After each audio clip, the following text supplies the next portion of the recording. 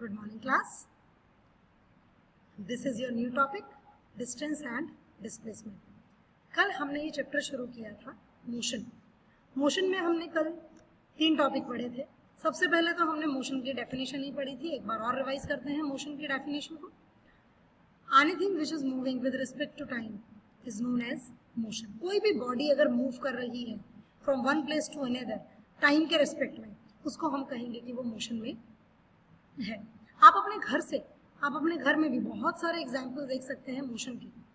Fan is moving, fan के जो blades हैं उनमें मोशन होता है, जबकि उसकी पोजीशन फिक्स्ड है, लेकिन ब्लेड्स की पोजीशन फिक्स नहीं है, तो वो भी मोशन में है.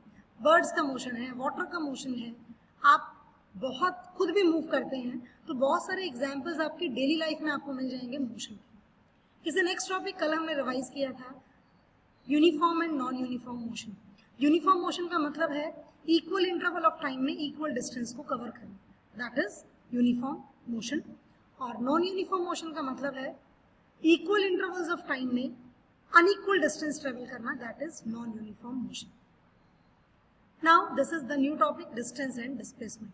डिस्टेंस आपको पता है, आप सीधी सी एक बात कहेंगे कि आपने पढ़ा है ma'am, speed upon time is speed into time is equals to distance. के डिस्टेंस जो होता है वो स्पीड मल्टीप्लाई टाइम होता है. उसको थोड़ा सा और इलैबोरेट करेंगे हम. What is distance? Distance means the total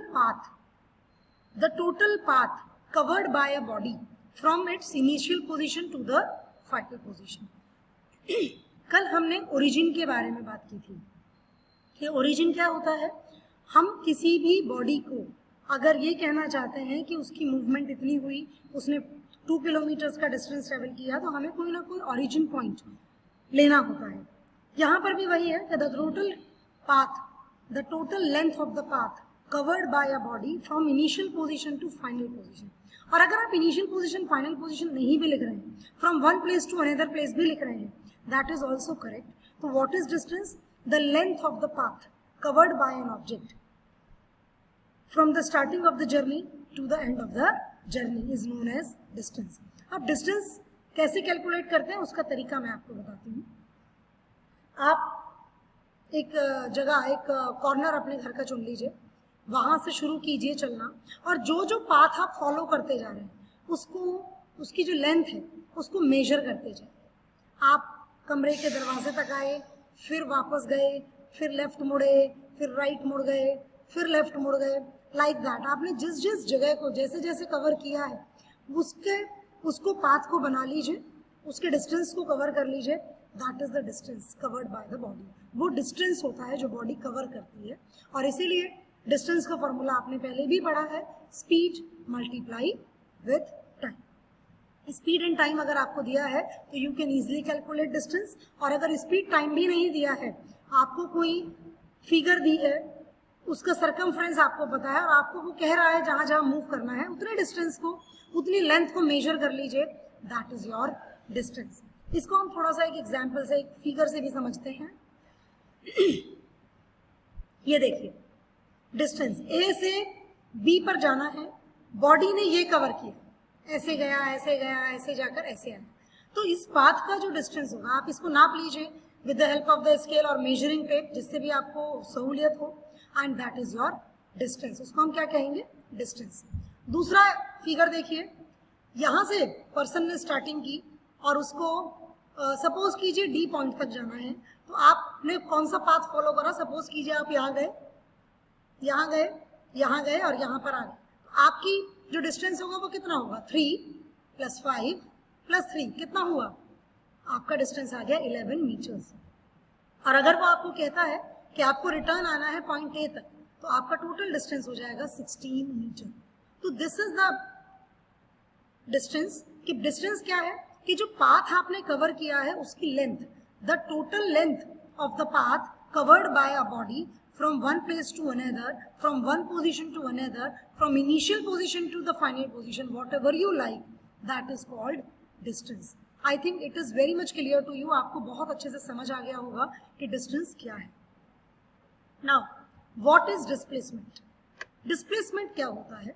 Displacement होता है बेटा the shortest distance between your initial and final position. आप मुझे ये दोनों वर्ड इंक्लूड करने ही पड़ेंगे, बिकॉज इन दोनों वर्ड्स के बगैर मेरी डेफिनेशन पूरी नहीं हो सकती। वो छोटी से छोटी दूरी जो आपकी पहली और आखिरी पोजीशन के बीच में होगी, उस डिस्टेंस को आप कहेंगे डिस्प्लेसमेंट। जैसे आप इस डायग्राम को देखिए, इस फिगर को देखिए, आपको ए और बी 2 पॉइंट्स दिए हैं, आपको ए पॉइंट से बी पॉइंट पर जाना है। आपने जब ये वाला रास्ता कवर किया तो हमने कहा दिस इज डिस्टेंस, लेकिन इन दोनों पॉइंट्स के बीच की सबसे छोटी दूरी कौन सी है? हमने जिस इसको स्ट्रेट लाइन से ज्वाइन किया है। आपको अगर किसी भी बॉडी का या किसी भी 2 पॉइंट्स का डिस्प्लेसमेंट फाइंड आउट करना है तो यू मस्ट रिमेंबर दैट आप उनको एक स्ट्रेट लाइन से ज्वाइन कर दीजिए, that is the shortest distance. तो 2 पोजीशंस के बीच में इनिशियल पोजीशन क्या है आपकी ए, फाइनल पोजीशन क्या है बी, इन दोनों के बीच की जो सबसे शॉर्टेस्ट दूरी होगी, जो सबसे शॉर्टेस्ट डिस्टेंस होगा, उसको हम कहते हैं डिस्प्लेसमेंट। अब जरा हम इस पॉइंट पर आते हैं। ये दूसरा हमारा पिक्चर हमने लगाया है। अब यहाँ पर हम थोड़ा सा चेंज करेंगे अपने क्वेश्चन। इससे पहले जो हमने क्वेश्चन किया था डिस्टेंस का, वो हमने किया था बॉडी ए से स्टार्ट हुई और डी पर पहुंची, एक पार्ट ये था, और दूसरा पार्ट था कि बॉडी ए से ही स्टार्ट हुई और ए पर ही आकर रुक गई। हम इन दोनों पार्ट्स में डिस्प्लेसमेंट को कैलकुलेट करेंगे। बॉडी ए से शुरू हुई और ऐसे चलती हुई डी तक पहुंची, लेकिन इस बार हम इनको काउंट नहीं करेंगे, हम इनको ज्वाइन नहीं करेंगे, सम नहीं करेंगे इनका, बिकॉज डिस्प्लेसमेंट क्या है? Shortest distance. तो हमने इसको और इस पॉइंट को एक स्ट्रेट लाइन से ज्वाइन किया, उनमें 5 मीटर की दूरी है, तो पहले केस में जो डिस्प्लेसमेंट आएगा दैट इज 5 मीटर। लेकिन जो सेकंड केस है जिसमें बॉडी ए से शुरू हुई और ए पर ही आ गई है, तो फाइनल और इनिशियल पोजीशन में कोई डिफरेंस नहीं है, इसीलिए बॉडी का जो डिस्प्लेसमेंट होगा एट पॉइंट ए वो होगा 0।